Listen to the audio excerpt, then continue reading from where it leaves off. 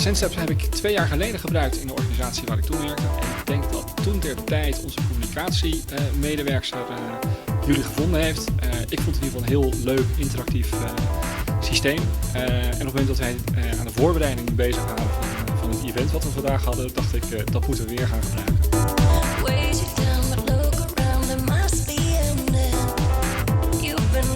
Mensen die bij ons in de zaal zaten, die verschieten hun kruid niet makkelijk. De concurrent zit naast hun, achter hun, voor hun. Die houden hun kruid het liefst droog. En het is een hele comfortabele manier om toch te laten zien wat je werkelijk vindt.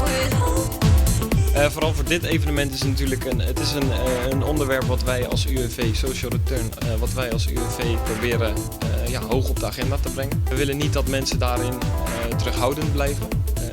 Misschien dat het ook een wat gevoeliger thema is. En als je mensen de mogelijkheid biedt om anoniem dat gesprek in te gaan, door SendSteps te gebruiken, dat je daarna toch een dialoog op gang gaat brengen. En interactiviteit is dan heel erg belangrijk om ook ideeën te gaan verzinnen hoe je social return gaat inzetten binnen je organisatie.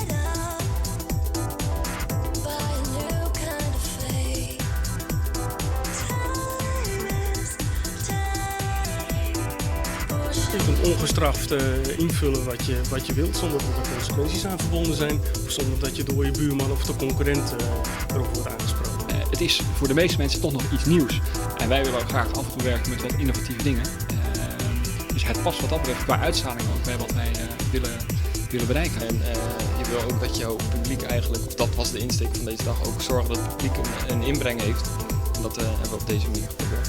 Je biedt een soort van infrastructuur zodat mensen kunnen reageren en eventueel ook anoniem kunnen reageren. Want je ziet toch altijd in grote groepen dat mensen terughoudend zijn om reacties te leveren, mondeling.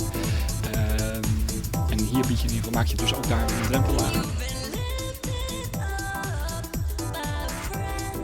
Dat is heel verschillend. Ik heb een paar stellingen echt prikkelend bedoeld geschreven. En daar viel mij inderdaad, ik had geen idee wat daar het antwoord op zou zijn. En dat heeft me wel verrast. De tweedeling in de reacties erop, en dat sprak voor mij wel boekdelen. Dat het toch wel een serieus dilemma was.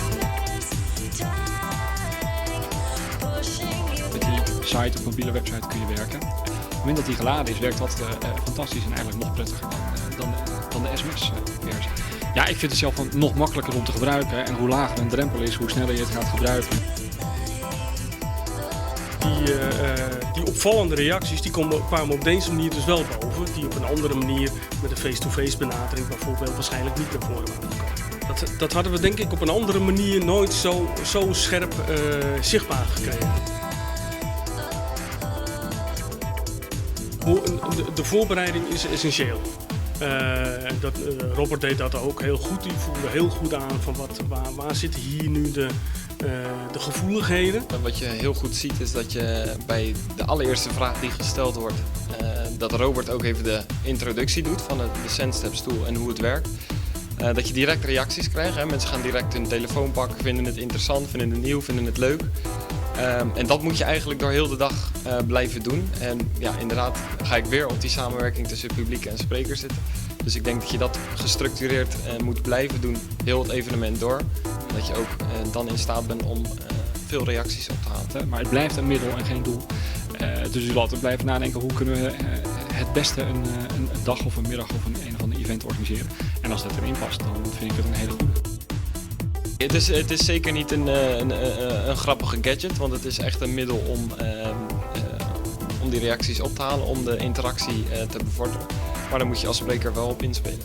Ik denk dat het wel goed is om te kijken van waar heb je het nou precies voor nodig.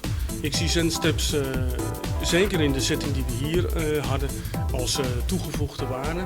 Maar het is niet de oplossing voor al je problemen.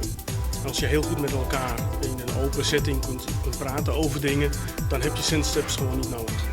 Maar als je mensen uit hun koudwatervreeszone wilt halen en uit hun tent wil lokken, dan vind ik dit een fantastisch middel.